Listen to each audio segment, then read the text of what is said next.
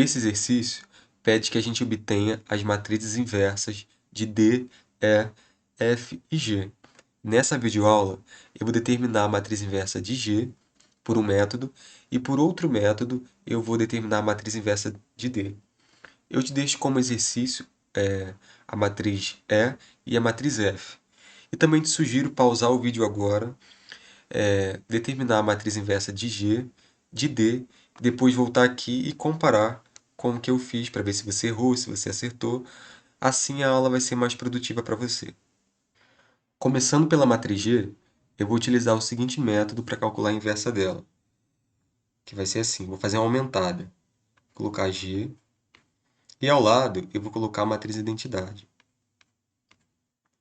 Aí eu vou escalonar G até que ela chegue na identidade. E as mesmas operações que eu aplicar para G chegar na identidade, eu vou aplicar na matriz identidade. Então, após fazer esse escalonamento, eu vou ter a identidade, e ao lado eu vou ter a inversa de G vezes a identidade.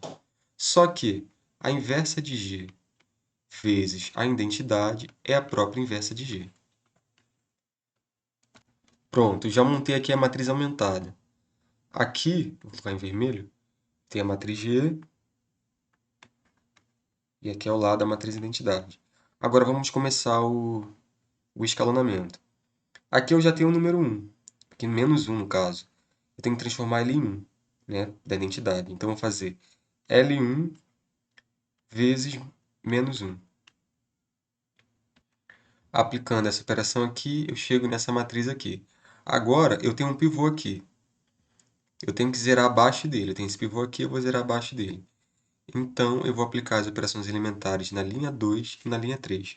Vai ser L2 menos 3 vezes L1 e L3 mais 2 vezes L1. Após aplicar essas operações aqui, eu fico com essa matriz. Agora, aqui eu já tenho um pivô, zerei abaixo dele, eu tenho que transformar esse 6 aqui em um pivô. Então, eu vou fazer L2 vezes 1 sexto. Após aplicar essa operação aqui, eu fico com essa matriz. Aqui eu já tenho o segundo pivô, eu vou zerar abaixo e acima dele. Aqui eu tenho um pivô, vou zerar acima dele aqui o menos 3 e o menos 5. Então, eu vou aplicar a operação elementar na primeira linha, que vai ser L1 mais 3 vezes L2 e L3 mais 5 vezes L2. Aplicando essas operações aqui, eu chego nessa matriz. Aqui tem o primeiro pivô, zerei abaixo. O segundo pivô, zerei abaixo e acima dele. Agora eu tenho que transformar esse menos 1 sexto em outro pivô. Então, eu vou aplicar a operação linear na linha 3, que vai ser L3 vezes menos 6. Após aplicar essa operação aqui, eu já tenho os 3 pivôs. Que ele está aqui, ó, o primeiro, o segundo e o terceiro. Agora eu só tenho que zerar acima desse pivô. Então, eu vou aplicar as operações elementares na linha 1 e na linha 2. Vai ser L1 mais meio vezes L3 e L2 mais 5 sobre 6 vezes L3. Após aplicar essas operações aqui, eu já consegui chegar na identidade do lado esquerdo, transformar G na identidade, e do lado direito aqui eu tenho a inversa de G vezes a identidade, que é a própria inversa de G, que está aqui escrita aqui, ó.